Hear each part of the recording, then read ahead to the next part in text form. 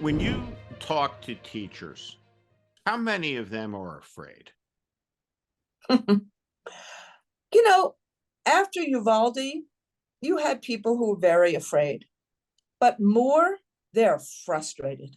They're frustrated that they can't teach. They're frustrated that we still have teach the test, data about teach the test rather than meeting children's needs.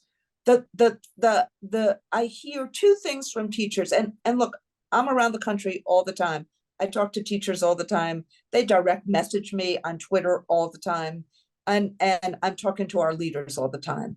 When I hear is they want to teach, they want kids to learn.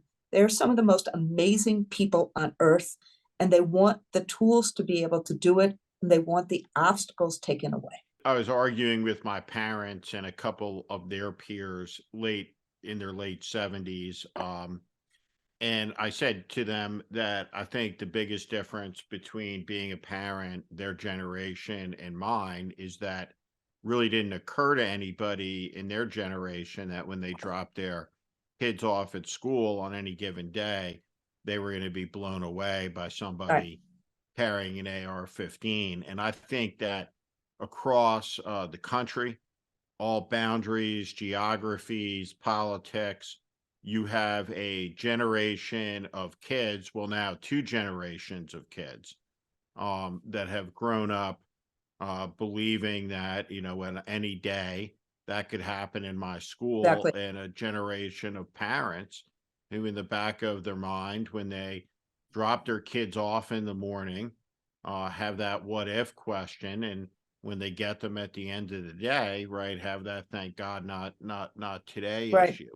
What do you want to Look, say to those people? And then how do you think about talking to those parents, which is every parent, really, outside of the constructs of all the stupidity of our political labels, just commonsensically about how to end this madness, which seems like in this moment, um, just something that we are resigned and fated to live with, like the lightning and the rain, and that's just not the case, and it shouldn't be.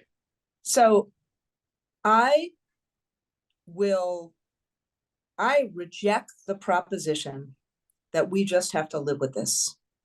I will fight every single day to change this. And we are, maybe it's because my members were the teachers in Sandy Hook. Maybe it's because my members were the teachers in Parkland.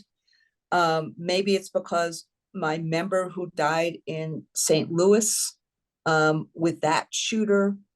Um, I don't abide by giving up in this arena, even though I know it's hard.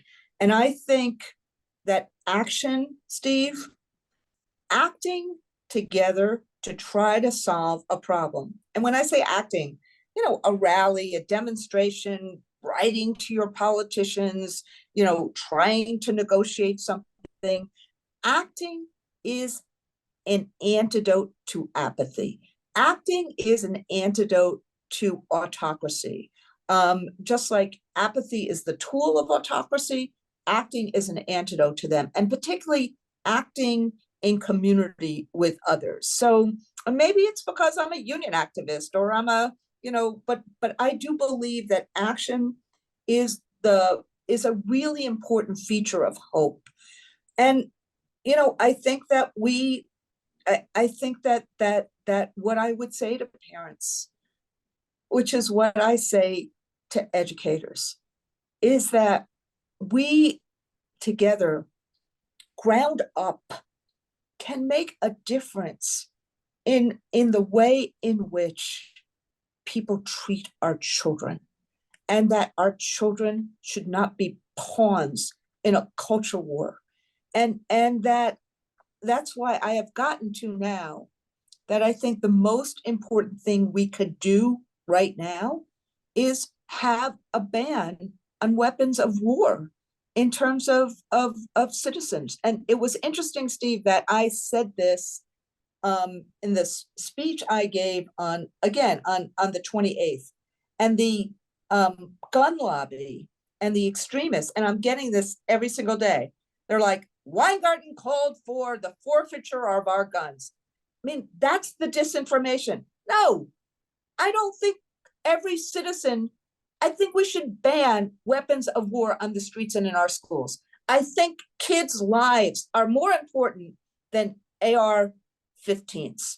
And so, but you see the disinformation, you see the she's taking away the freedom. So it's important for us together to actually acknowledge that gun violence is the biggest cause, the highest cause, the single biggest cause of death in children. And we together as a nation, this nation could win World War II. If this nation could be the richest nation in the world, if this nation could invent all sorts of different things, we can create a way to keep our kids safe.